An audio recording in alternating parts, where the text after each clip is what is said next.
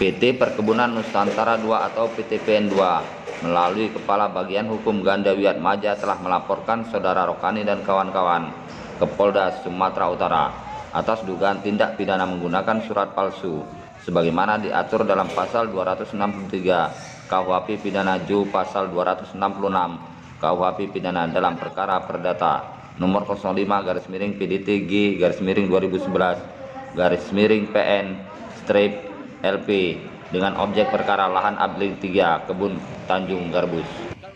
Dugaan pemalsuan menggunakan surat palsu yang dilakukan oleh Saudara Rokani dan kawan-kawan terkait surat klaim Abling 3 Penara berupa SKTL atau surat keterangan tentang pembagian tanah, sawah, dan ladang yang diterbitkan tanggal 20 Desember 1953, juga data identitas para penggugat. Setelah penyidik melakukan pemeriksaan saksi ahli dan mengumpulkan bukti-bukti, maka saat ini penyidik Polda telah meningkatkan status perkara laporan PTPN II tersebut ke tahap penyidikan. Dengan status penyidikan tersebut, tidak lama lagi diharapkan akan segera ditetapkan tersangka.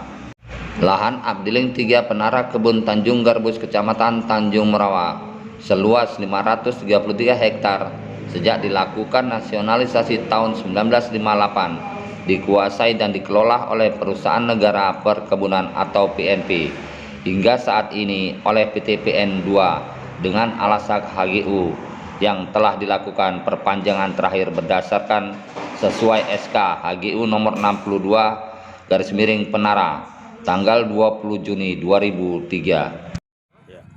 HGU kami sudah komitmen, kami akan mempertahankan untuk HGU nomor 62. Seluas berapa hektar itu, Pak? 460 sekian. Kalau HGU PTPN II yang menguasai, tidak ada orang lain. Dan kita aktif di sini pemeliharaan dan panen. Penasehat Hukum PTPN II Hasrul Beni Harahap menjelaskan, kita sudah mengambil langkah-langkah hukum, diantaranya mengajukan PK atau peninjauan kembali sesuai surat permohonan nomor 4 2022 tanggal 16 Maret 2022 karena adanya sejumlah kejanggalan dalam putusan Mahkamah Agung Republik Indonesia.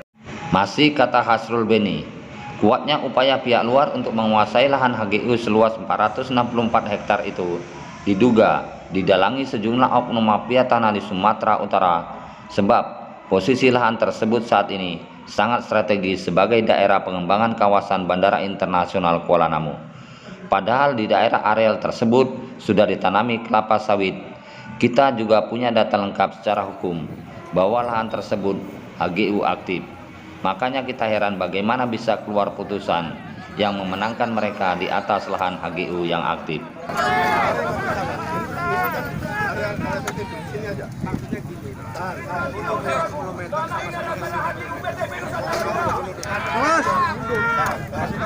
Menurut penasihat hukum PTPN II itu, strategi yang diterapkan oleh pihak luar dalam upaya merebut aset negara atau PTPN II Red itu tergolong cukup licik. Di antaranya diduga merekayasa sejumlah berkas-berkas lama yang sangat diragukan keabsahannya sebagai dasar ajukan gugatan, menarik dan menghimpun orang untuk menjadi anggota yang ikut menggugat, dan untuk lebih meyakinkan perjuangannya mereka menggandeng organisasi petani HKTI atau Himpunan Kerukunan Tani Indonesia untuk munculkan kesan seolah ini perjuangan kaum petani.